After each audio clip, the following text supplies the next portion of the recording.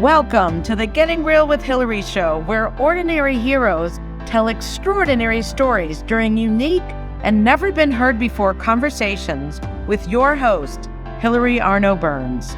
Hilary's unique listening and way of asking questions results in conversations that aren't usually talked about, so you can create the life that you really want but are afraid you can't really have. We are demonstrating the greatness in the human spirit and creating a world where we all reclaim our birthright of joy, happiness, purpose, and passion. Now, here's your host, Hilary Arno Burns. Welcome to the Getting Real with Hilary show, and today we have a very special guest. We have Dr. Bridget Cooper, who is the author of many books, and the ones that I just read were Little Landslides and Unflappable. So those are just two of many. Dr. Bridget Cooper is a cage rattler, an author, a mother, a speaker, a consultant, a coach, an alchemist, and so much more. Welcome to the studio, Dr. B. Hey, so nice to see you, Hilary. Thank you for that introduction. I appreciate it. You're welcome. You're welcome. And thank you for reading my books. Those were no small endeavors to pick those up. Two of my thickest books, I think. Well, you know, I love to read, and I think like I have the best gig in town that I get to actually read the books and then ask the authors questions. I mean, when do you get to do that? It's a private book club. That's pretty cool to have a book club. And then we have all of these like auditory and visual voyeurs who are listening in on our private book talk. So it's going to be a whole lot of fun. I hope you ask questions that are burning in their minds, and then we can tackle them. That's right. Yeah. So, yeah. So, all right. So just let me give the audience just a little peek. So I was reading these books at the same time. Mm-hmm. Unflappable is, what are you, a badass? She's a badass. The subtitle is How Smart People Quit Overthinking, Ditch the Drama, and Thrive at Work. And she's got so much in here. There's so many techniques. There's 70. Yeah, there's over 70 techniques, tools, and frameworks to help people see problems differently. I think that's one of my gifts, is to see the problem differently so you can find different solutions. Because when we keep doing the same thing over and over again, we know what that leads to. Yeah. And I was like taking notes, and oh my God, and I was using it for situations that I'm going through right now. So it was awesome. But then at the same time, so I was reading one during the day at the gym and one at night. And this one. That's a very different read, Hilary. That is a very, very different read. Mm-hmm. Yeah. And unlike the rest. Yeah. And when we had met originally, she said something about her past and, blah, blah, blah. And I was like, okay, whatever. But then when I read it, it's like, well, how do you even describe it? She had a childhood that no one could ever possibly imagine. Can I say part of it? Sure. Yeah, Abused, absolutely. Raped by her own father. And then by many, many, many people, to the point where when you were a teen, trying to kill yourself 3 times, right? Yeah. So there's this, and then I'm reading, cage rattling badass here, and I'm like, you see the path, right? Like you see the journey. You can imagine that, connecting those dots. But I just find it so incredible. So like I'm a people-pleasing, pleasant phony who, I have things to say and I say them, but I kind of worry about it a little bit. And there's a leap to badass, confidence, do this, do that. And I'm just like, wow. Look where you're standing with people. You're not doubting yourself. You're like, this is the way it goes. These are the things to do. And I was like, that's so, what's the word? Inspiring or impressive, or I don't even know if it took courage. I mean, I don't know what it took to get from an abused, wanting to kill yourself teen to that. I'm assuming it didn't happen overnight. Nope. But you could, obviously use your pain I mean, who could experience something worse? I'm sure maybe there are, but Oh, absolutely. much that you would have compassion for people and nothing would surprise you, right? That's absolutely. I think, I go back when I wrote Little Landslides, I actually sent a copy to the therapist that I was working with when I was early in college. I was going to be my fourth suicide attempt, and I would have been successful that time because I was going to pitch myself off a roof. And I went to this therapist and I said, "This is it. Like this is my gateway. I either continue on this journey and it ends soon, or I change the script." And I remember, so I sent her a copy of it after it published, and it thanks her. She's listed in there. As you read the book, you know about Alice. And I remember sitting in her office and I said, "I'm going to make something beautiful out of this. I'm going to put this to use." And she was like, um, "That's not where we're focused." I said, "Well, that may not be where you're focused, but that's where I'm focused." Because I remember I spoke with a large group of executive women, and Little Landslides was the topic. And we were talking about rising up through trauma. And someone said, "How did you make it out of that? Like, how did you leave that part behind?" And I used some, choice vernacular and said, "Blank that." Like, if I stay pinned and connected to the pain that was given to me by others, if I consume, eat, and then pass around the shame that was given to me by others, then they hurt me then and they hurt me forever. And I think there was just this insistence that I had to find my way out of it. And you're right, it wasn't overnight. And it's not that I didn't take people down along the way. I'm sure I did, because I was coming from shame and from pain, and we passed that along to other people. But I did make it my life's mission to try to have people see where they begin and end differently, how problems arise and how they get solved better, so that they don't keep that pain on other people and they alleviate it in themselves at the same time. So it's given me, I am more grateful for the pain than I am sad about it, like by a multiplier, because it has given me more than it took from me. For sure. Yeah. Do you think that therapist, I know you had some before, but that she really got it? Yeah, I think so one of the things about trauma that a lot of people, all trauma is not created equal. And one of the things about trauma is that, and they've done a lot of research on that, the missing piece between a traumatic event becoming trauma, meaning getting locked in the body, becoming part of the self-narrative, becoming the thing that you continue to hurt yourself and other people with, is the presence or absence of a compassionate witness, of someone being able to say, "Whoa, that hurt. Ooh, that wasn't good," or "You deserved better," right? Which is what those letters are in Little Landslides. When you read those letters that I wrote back to that younger me, is that if there's a compassionate witness, then it was a traumatic event. It isn't trauma.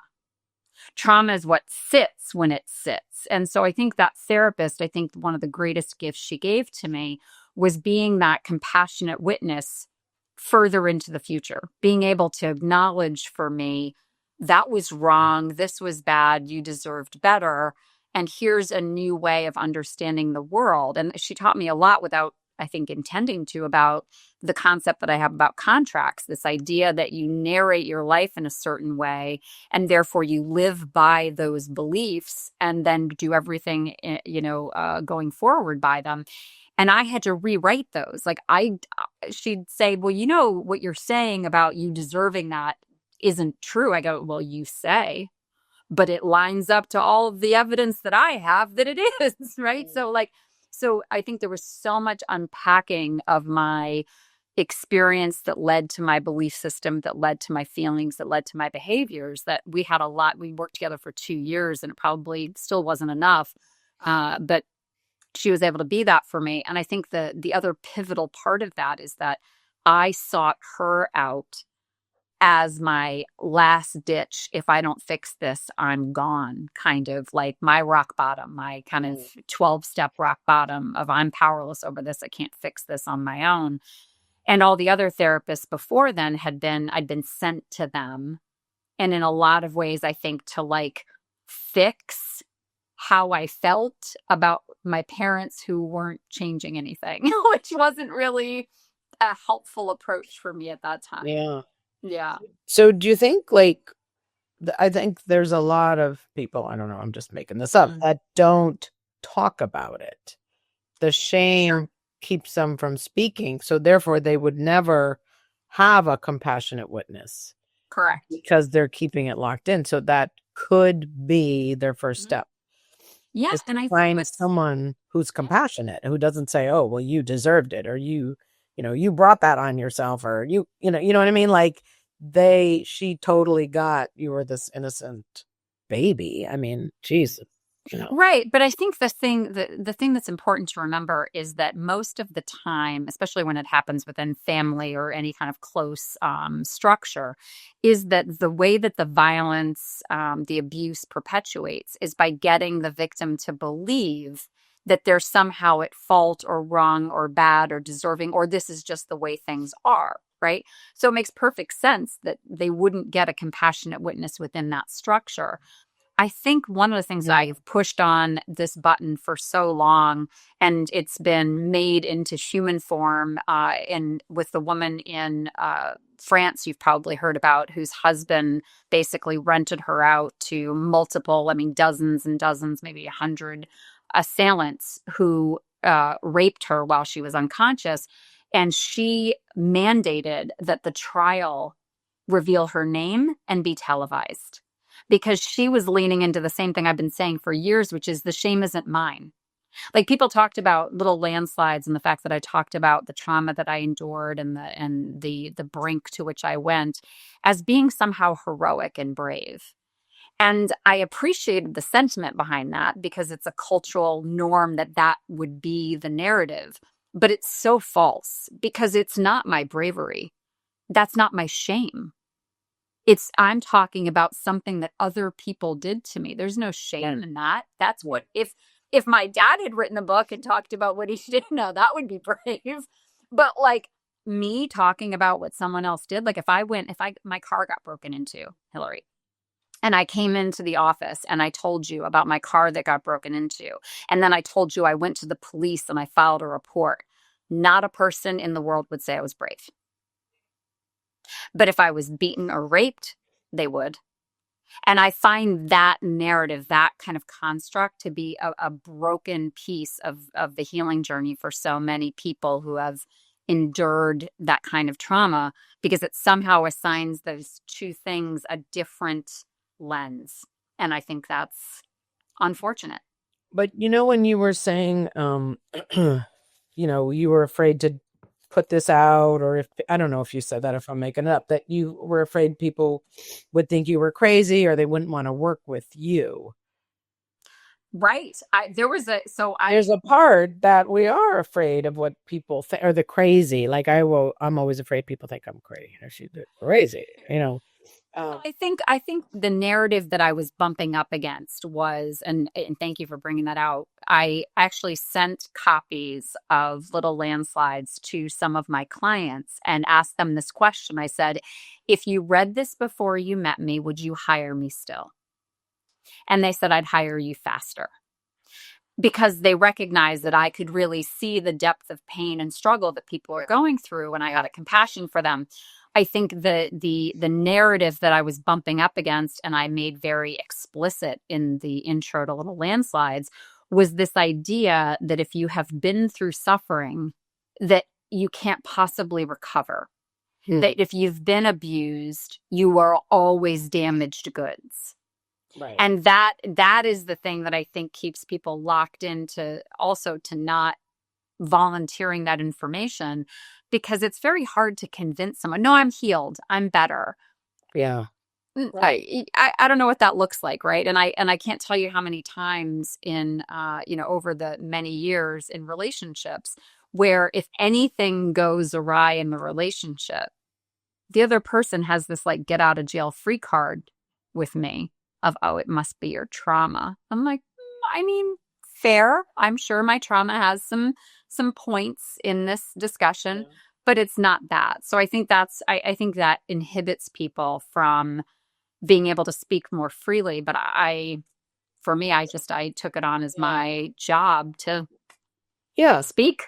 Yeah, I think it's great. I mean, it'd be like if you knew someone had been in prison. Now, even if they had been there as a mistake or whatever, there would always be that, yeah, can I be alone with this person? yeah, it's just the way we are. But I suppose if you said it, like, say it out loud, it can be gone. You can discuss it.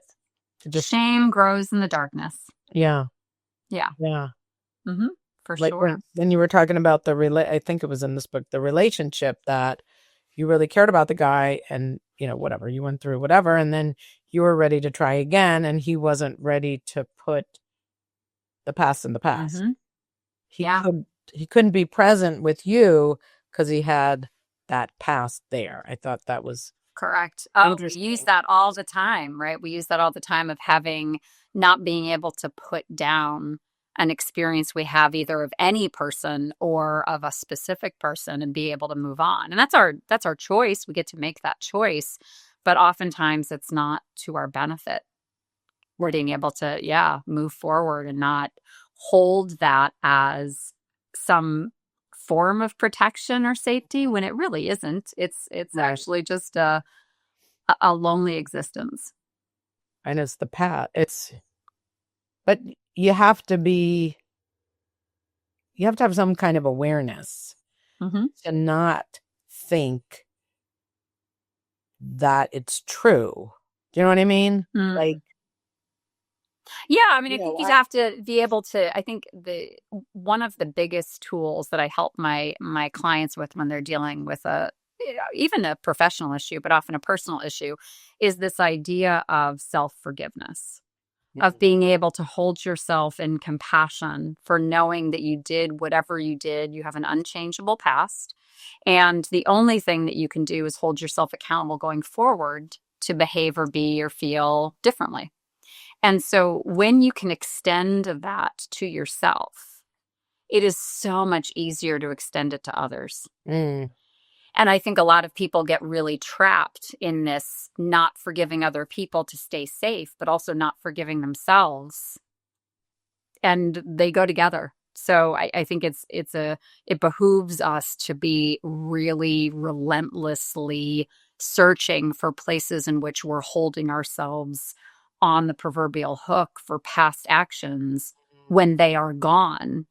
And the more that we hold on to them, we tend to repeat those problems or make things worse by not being able to leave them where they landed. Right. Like if I say to myself, well, I picked the wrong men. Like a fact. Exactly. Like it's been a fact that men will attract the wrong men. So I can be right. Right? I mean, yeah. I mean, and there's brain science behind that. Not being aware that maybe it's not the truth. It's just something I say. You know what I mean? Like, correct. Yeah. You become the self-fulfilling prophecy. I'll never forget in one of my favorite shows many years ago, Sex and the City. Carrie was in her therapist's office and she's railing on and on about the men in her life and how they've, been failed relationships. And she said, you know what? You're right, Carrie. Do you know what they all have in common? And Carrie's waiting for this epiphany. And she said, you. They have you in common. And so I think it's not that there aren't bad people, bad actors, people who are, wounded in ways that, wounds you harder. But I think recognizing that two things. One, brain science around when we say something is true or we say something is going to happen, we tend to conspire to create that outcome in our lives. There's no magic about it. It's about what we focus our brain's attention on. Yeah. And the second piece is this idea that when we narrate ourselves in a certain way, we follow the cues to make ourselves right, because as human beings, we would rather be right than be happy, because right feels safe at least we knew we were going to end up there. We knew that was going to happen. We knew we were going to make the wrong choice. And there's some comfort in that. But certainty is limiting. Yeah. Yeah. Yeah. All right. One more question. Sure. We'll move to the other, but the whole trauma bond. Yeah. Can you just, I can't put it into words. Can you, I mean, you had trauma, you had bad things happen, and then it kept happening. Correct. And I don't know if it was just normal or like, what was that? Because I'm sure other people, you know, abused people or whatever, they keep repeating it.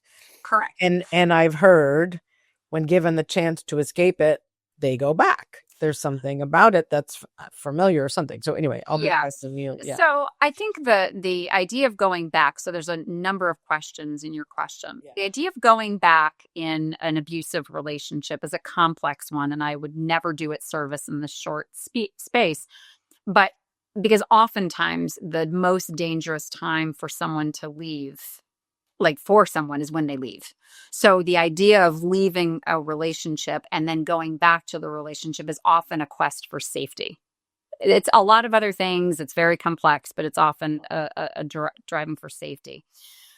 In terms of repeating patterns, there is a lot of psychology around the idea of this repeating something, trying to get it right the next time. Mm. And I remember I was sitting in a rehab office with a guy I'd been dating for some time. And it looked like this might be the time where he might actually get recovery, right? And I said to the counselor, I looked at them and I said, well, this ends wonderfully and badly for me either way. And they said, say more. And I said, well, if he gets recovery, then I'll feel like I saved him. And it'll be terrible because I'll realize my parents didn't. They didn't try hard enough. But if he doesn't get recovery, then I'll think I failed him. But also I'll realize, oh yeah, my parents couldn't do it either. So like whatever meaning we make out of the actions of others creates the story. I could have picked either one of those lanes. I picked neither one of those lanes, which it had nothing to do with me. It had nothing to do with my worth, value, anything else. Right. Addiction is hard and people suffer, and recovery is tough business. And that's how we get ourselves stuck, is by creating this story like yours. I attract the wrong men, or I go out with the wrong men. You're going to keep doing that until you resolve the belief that's underneath it, which I call contracts, which I go into more detail in Pain Rebel, but some detail in Unflappable, around creating a different agreement with how you need to behave in accordance with the occurrences in your life and the ideas you have about yourself and other people, so that you can act upon the world in your best interest. Yeah. And the underlying thing is that I say I can't trust myself. You know what I mean? Which is not true. Yeah. I give that one up as well. I'm just seeing that. Well, how can I, blah, blah, because I'm a victim and I can't trust myself, But yeah, that's great. Yeah. Now, I have one more question about this book. Please. You said you were in jail, but I didn't know how you got there. Okay. So, if you don't mind. I apologize if I didn't set that up well. So you might have, but maybe I missed it. So when I was 15 years old, I was a tough teen, as you can well imagine. And my stepfather and my mother were both drinking heavily, and there was a lot of abuse in the household. And I got into a verbal thing with my stepfather, and he hit me. And I refused to come home. I was staying at a friend's house, and I was going to school. I was going to cheerleading practice. Like, I was doing all the things I was going to do. And my mother initially said she was going to leave because she realized she was in another abusive relationship and needed to go. And within 24 hours, she changed her mind and decided that I was the problem, which in retrospect, I can see how she could have made that argument. I think it was short-sighted. And so I was arrested at cheerleading practice for being a child in need of services. It's a certain warrant, a CHINS warrant in the state of Massachusetts, Commonwealth of Massachusetts. And I was taken to jail, and I was put in, basically like a solitary room, and then taken to court the next day. And the only thing that kept me out of juvenile hall was the fact that I was on honor roll, because I was a really tough kid. Anyway, so I ended up going to a foster home and being in a foster home for a period of time. And I think, it taught me a lot about the system at that time was not geared toward telling the truth about things that were in the family system. There was still a lot of throwbacks to what happens in your family stays in your family kind of thing. And so so I had the whole fingerprinting and all of that. And it was quite an experience. Did you tell them what was going on at home or? Oh yeah, no. And I had an attorney for me who was sitting with me with the judge when the judge said, I'd put you in juvie if you didn't have good grades. I was like, yeah, you do see the problem with that that thought process, but I'm on honor roll, I'm on student council, I'm a cheerleader, and somehow I'm the problem in the family. I mean, maybe there's a little more to this, but anyway, that attorney was just heartbroken for the way that it went. And I mean, I think the best outcome happened of me going to foster care, because me going home wasn't an option and my mother wasn't taking any action to make sure that I was safe. So it was the best of all possible options. But at the time, it felt very much like I was being punished for not having more authority. So that's why I ended up taking on my junior and senior year in high school together the following fall and graduated early to get out of the house, because I saw an opportunity to take some of my power back, and I did. Wow. Yeah. So you never had someone with all that crap going on and your parents, however they were, you never had anyone that said, hey, let me protect you, or let me... I think I had a lot of people, Hilary, that wanted to. I think the system wasn't set up to allow them to. I had a lot of my friends' parents. I spent a lot of holidays with them. A number of them tried to take me in during some of these periods of time, but the system wasn't set up that they could actually be that person. And my family was 3,000 miles away. My mother's family was 3,000 miles away. And if they would have stepped in, which I'm not certain that they would have, they really weren't in a position to do so. So I think I think that happens with a lot of families, especially when they're more isolated like ours was, that you don't get that opportunity. And when Little Landslides came out, actually, my next door neighbor, when I was in middle school and high school, living in that home, he reached out to me on Facebook and he said, I read your book, and he apologized. He said, if I had known, I would have stepped in. And I said, I get it. I thank you, but you couldn't have. And I don't even know if you could have done anything if you tried to step in, because, you can make it. It can be it could have been very hard back then, I imagine. Mm. Yeah, I remember a story. It was a similar, I don't remember exactly who it was, but, the person was, I don't know, the mother was not fit. And there was a person who was going to adopt this little girl. And then the mother, came back and acted all good.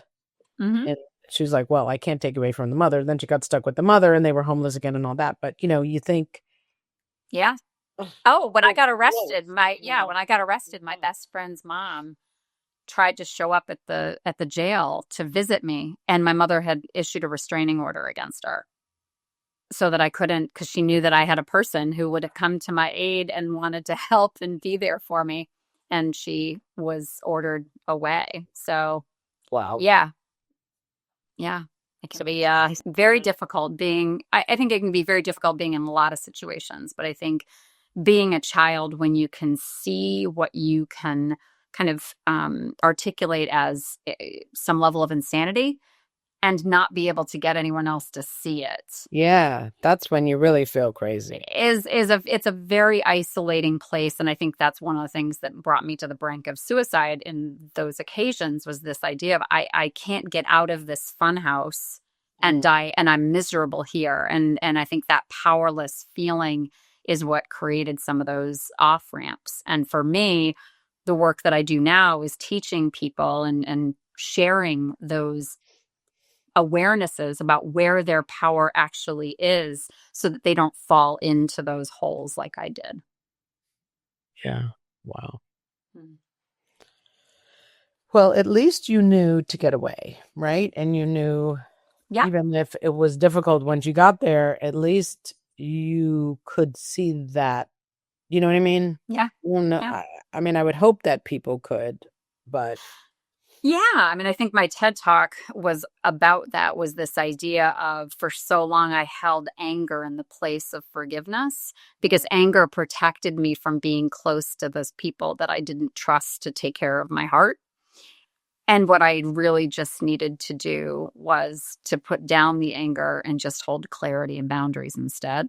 And that would have saved me so much pain in those intervening years. I would have been a much healthier, happier, more contributing human those years if I had done that sooner. But we come to things in our time, so. But at least you had anger, you know. Mm-hmm. You could have been passive and not even had the anger. I mean, at least you got it out, right? I think I probably would have just blamed myself. I can't even imagine. But yeah, I volunteered into some work with a organization that assists young girls who have been sex trafficked or otherwise, legally engaged. And one of the things I said to them is, rage to me is the most beautiful of emotions because it is the soul screaming out, I deserved better. Yeah. What we do with the rage can be very ugly, and I don't recommend it. But the feeling of rage is such a self-promoting, self-witnessing emotion that it can be really harnessed for its power if you can find a way to do that. Yeah. Yeah. There was, as a people pleaser, I didn't allow myself to get angry because I always blamed myself, and I must have done something wrong. I wasn't careful enough, and I didn't anything. Yeah, I didn't have anything terrible happen, but my father had a temper, and so I decided, well, I have to be careful. And if someone got mad, I put it on me that I wasn't careful enough instead of thinking, well, that's inappropriate, So there's a psychology around this, Hilary, and you fit the prototype perfectly because there's this psychology when you are in an environment that is not healthy, that is not good, not clear, not clean in some way, is that as a child, you either believe that you are the broken, bad, wrong person or that they are. Now, if you believe that you are, then you can busy yourself in the action of trying to fix everything and be better and be the gerbil on the wheel and running around and trying to, perform. If you believe that it's them, you instantly know that you are unsafe.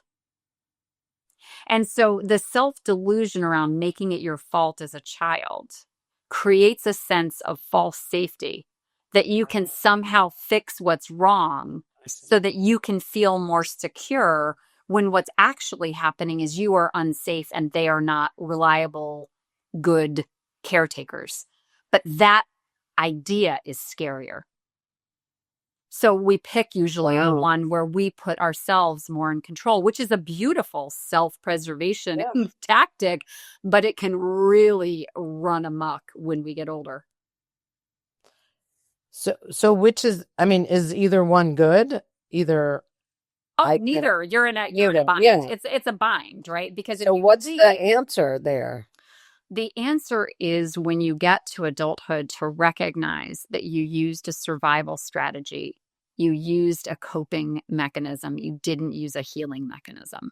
And to be able to confront the truth of what it is that you did to adapt to an unhealthy situation so that you cannot take that experience as being truth, but as being an approach. Like, that's not what you have to do to be safe. That's what you did do because it was the safer of the two options.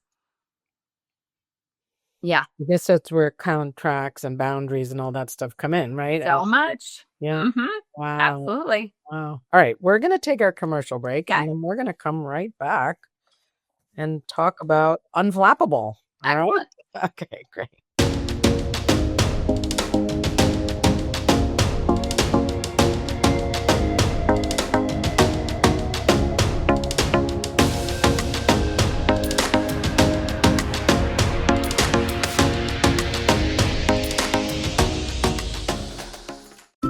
Parents and teachers, imagine a classroom where every child belongs, where kids are seen, known, and part of a real community. That's the world Kokori creates. Kokori isn't just another program. It's hands-on, playful, and filled with activities kids love, all while building skills that matter for life: confidence, kindness, resilience, and teamwork. Kids learn how to regulate themselves, connect with others, and discover the joy of learning that lasts a lifetime. And it works. Schools using Kokori have seen behavioral referrals drop by 25%, and teachers save hours of planning time. Whether you're a teacher building a safe, positive classroom or a parent wanting your child to grow socially and emotionally, Kokori makes it easy to bring these life skills into everyday learning. So if you're ready to help kids grow stronger, kinder, and more confident while creating a community where every child belongs, visit kokoriapp.com. That's Kikori, where kids thrive together. Hey, it's Hilary from the Getting Real with Hilary show. Life can be messy, raw, and real. And sometimes we're afraid to feel vulnerable. We're afraid to be that real self. Well, that's exactly what the Getting Real with Hilary show and Getting Real movement is all about, being our true selves. Every week, I bring you stories of transformation, authenticity, and hope. People getting real with their struggles, their faith, and their breakthroughs. So don't miss a thing. Subscribe to my weekly newsletter today. You'll get stories, links to everything new, and how to create a life you love every week directly to your inbox. You can also find my books on Amazon. My courageous and riveting memoir, The Second Piece of French Toast, in case you feel stuck in your life and want to get inspired. How I came out about my no sex life in my marriage, in my second book, Real Talk. That one will get you speaking up in ways you've been too afraid to do so, and really creating amazing freedom. And my third book, How to Stop Fixing Yourself and Start Having Fun, the name is called Your Bullshit is Your Blessing. Find links to everything and subscribe to my YouTube channel, Getting Real with Hilary, and you'll find the links in the header. So visit, and you can also visit gettingrealwithhilary.com, because the real you is worth it and wants to come out.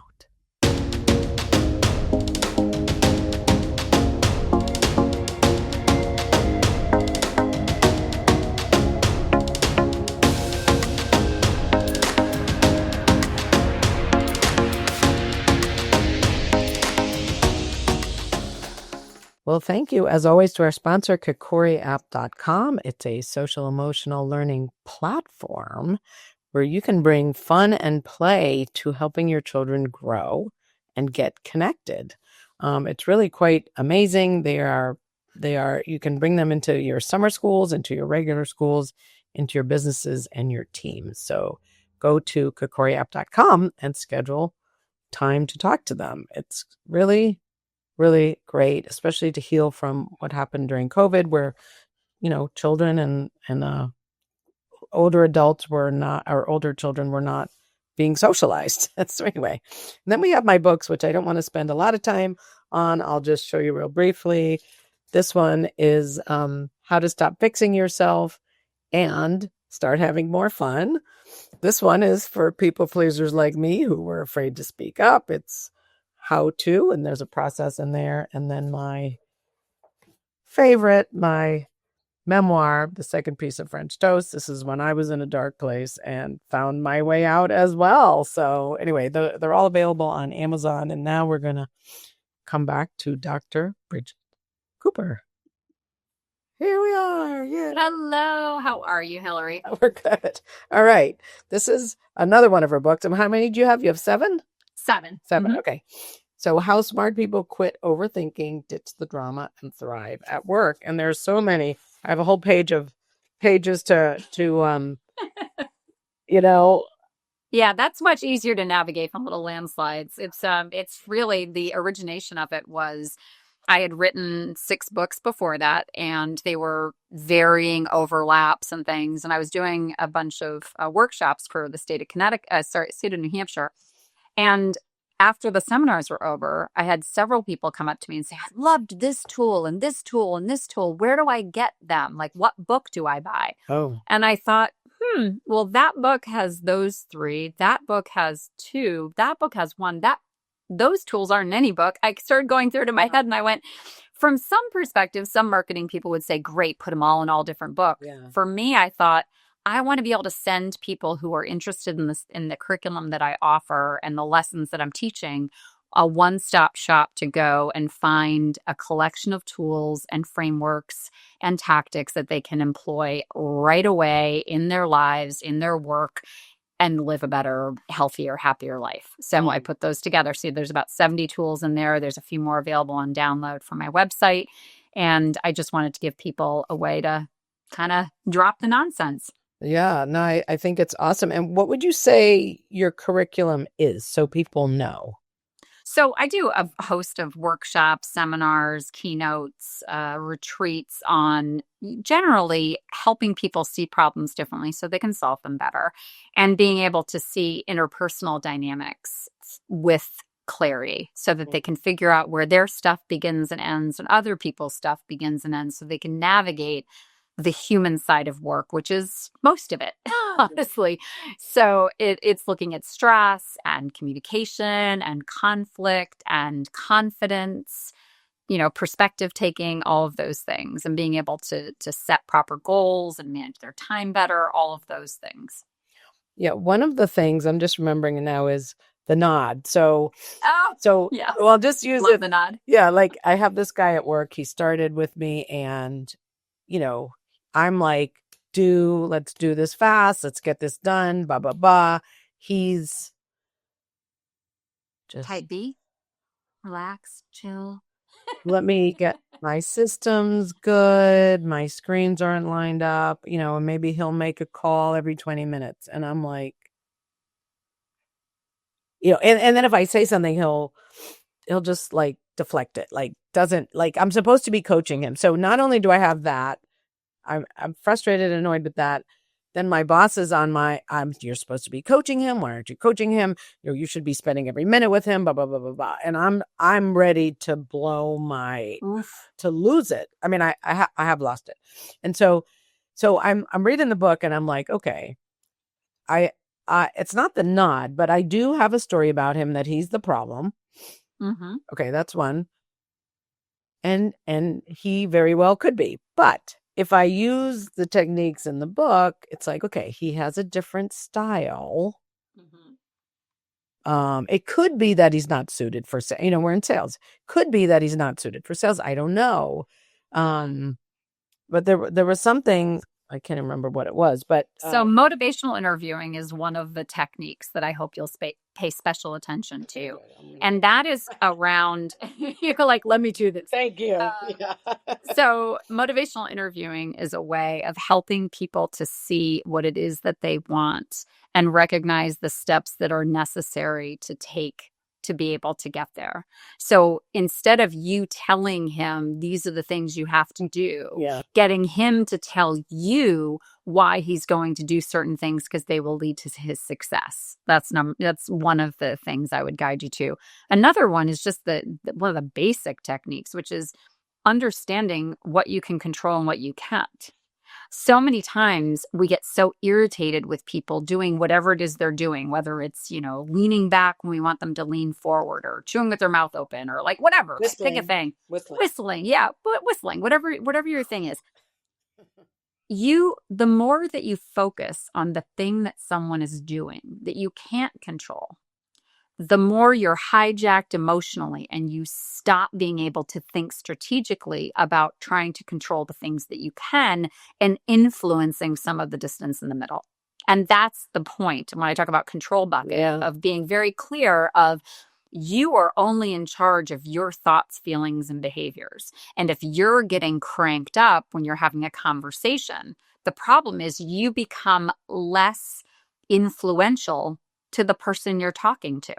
I use this analogy when I do workshops of, would you rather follow a lion or a squirrel? Right? That amped up, anxious, moving energy is not something that a lot of people feel safe with. Angry, kind of whatever that, feeling is either. But a lion, calm, strategic, thoughtful, you want to follow that. You want to be able to listen to that, take advice from that. So stepping into your energy better allows you to be more influential with people you're trying to influence. But again, you can't make other people do the thing that you think they should do. Whenever you hear the word should going off in your head, it's an alarm bell. Right. And I talk about that in expectations and agreements of this idea that if you are shoulding yourself or somebody else, there's no power in that. Right. You may want them to do something. Well, then wanting means you're going to take action to say, hey, I want this. Do you want this too? How can we both get to the thing that we want? When you judge someone else, people feel that energy and they don't respond well to it generally.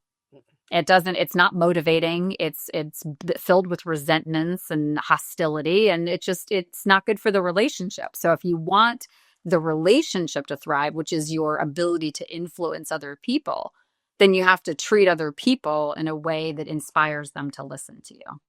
So, okay. So let's just say we have the motivational interview. Yeah. What do you want? Yes, I want to make a lot of money. Okay. What do you need to do? Yes, I need to make, 100 calls a day. Okay, great. And then he doesn't. Okay. So I think you're asking me, how do I get him to make 100 calls? No, okay. It's more like, I guess I could use a contract, or I don't know, but it's more of an agreement. So I think what you're trying to get at is, most of the time when people say, then what? Usually what's on the end of then what is, how do I change what they're doing? Yeah, no, I can't make him. He's either going to do it or he's not. And the only thing I can say is, this is what you said you needed to do and you're not doing it. Do you want to talk about it? Yep. Or which is what information? Yeah. What information what information do you want me to be gathering from your behavior? Because how I'm interpreting your behavior based on our conversation before, that we agreed that was what was going to lead to your success. Your behavior is different. Mm-hmm. So I'm making this assumption. Is that an accurate assumption? That's good. What information do you want me to get from your behavior? Yeah. We don't believe people's words. We believe their behavior. Right. So if you're believing, oh yeah, I want that, but then their behavior is something different, believe what they're doing. Don't believe what they're saying. Okay. Because that's more consistent. Yeah. Mm-hmm. Right. Yeah.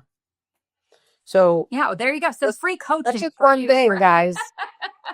Hire her, bring her in. She will help you solve your problem. You have where did you get all of these? I know you've been doing this for a while and you've studied and you have degrees and stuff like that. Where would you say you got most of these 70? So, I have been I've been Dr. B or Dr. Bridget Cooper or what have you, this business for about 21 years coming up in April.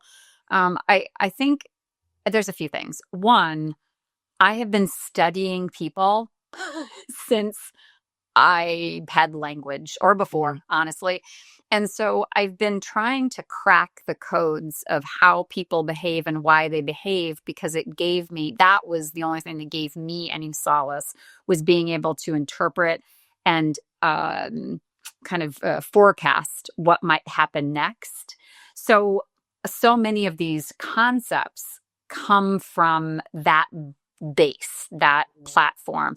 And then with all the clients I've been working with, I mean, thousands and that I get lost count of people over the 21 years that I've been so blessed to be able to walk either personally or through a group wise, watching what they're doing and workshopping these with them, of seeing, I'm noticing this, I'm noticing that you're all working in this, pattern. Is that then what you did to be successful, or is that then what you did to be unsuccessful? And then I test it out, and then it works or it doesn't work, and I can see what's going on.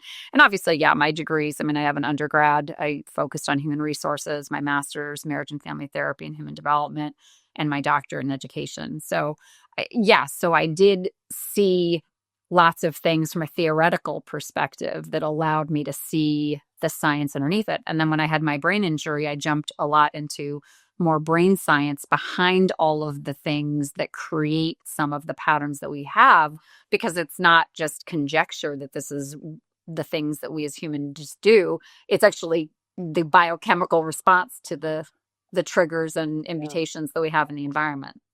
Wow. Yeah. I think, well, there was a story of the guy, who was alienating everybody, and he, was just against them. And he was, I don't remember if he was going to quit, and you had him stop talking that way and stop being, I mean, I see that all the time, and it's all over the place. So I thought that was a great one, but also the nod. I thought that was fascinating, right?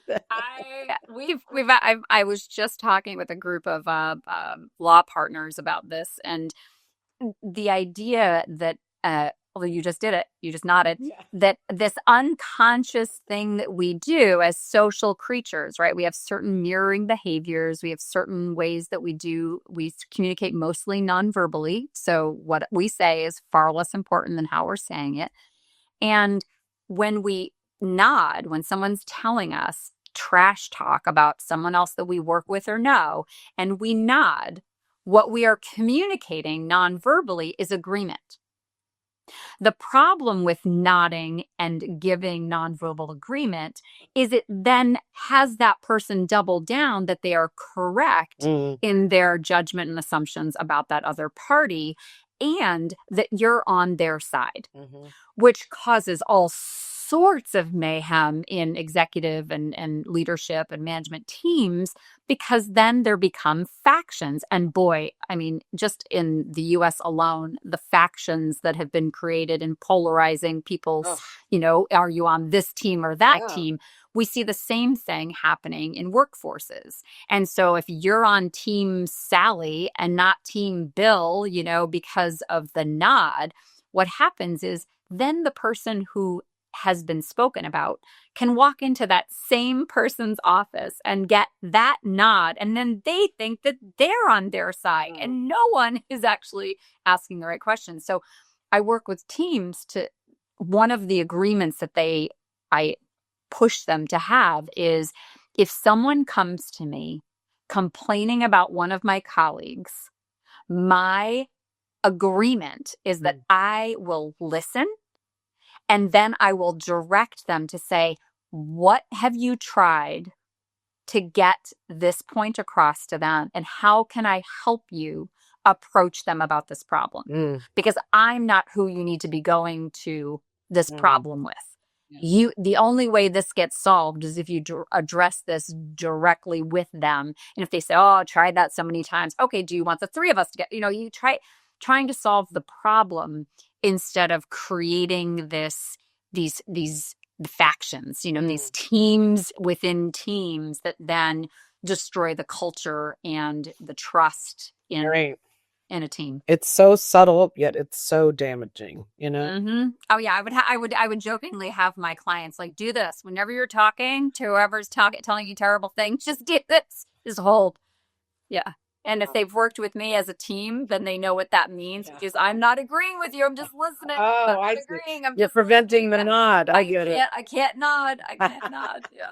Wow. Well, believe it or not, it's time to wrap up. And I want to make sure that I know that people can find you and, reach out to you and hire you and bring you in and all that stuff, find your books, all that. It's such valuable information for so many different reasons and places and people. Just there's so much, from trauma to business to factions to all that. So go ahead. I'll be quiet. Thank you. Oh, no, you're great. I really appreciate our time and our conversation. And for those of you who don't know, when we're in the green room together, we have all sorts of conversation that happened off camera, which is also engaging and enlightening. So please tune into all of Hilary's episodes and pick up her books. For me, the way to reach me, easiest way, is to go to my website, which is drbridgetcooper.com. I'm sure it'll be in the show notes, but it's drbridgetcooper.com. I know it's real long. I apologize. You can also Google that, Dr. Bridget Cooper, or you can visit Amazon if you're looking directly for the books, but I do have links for the books from my website. And friend me on Facebook and connect with me on LinkedIn. I do put some content out there. And I would love to have a conversation. I offer a free 15-minute consultation for coaching clients, or if you just want to learn about some of the events and things that I do, we can have a conversation and figure out how I can serve you, your organization, your team, maybe even your association. I do a lot of keynotes for conferences. So I would love to bring some of this learning and help alleviate some of the troubles that we get into when people are with people. Yeah.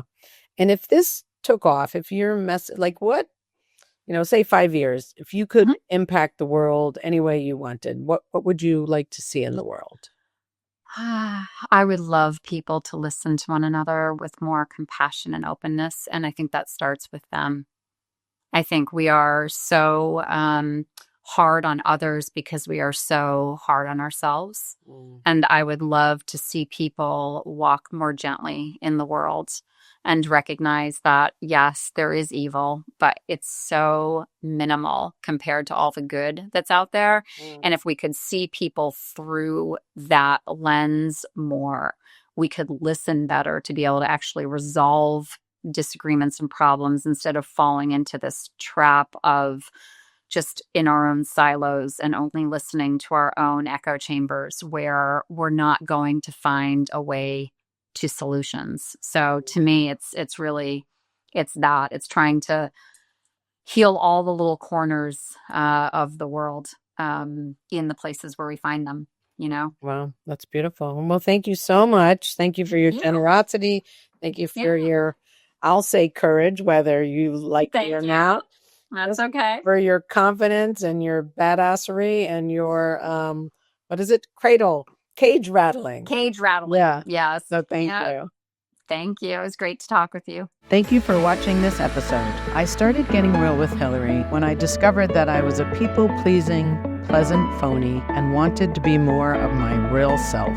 We can grow together if you will like the show, subscribe to my channel, and share this episode with your friends and family so that we can have a world that's more real.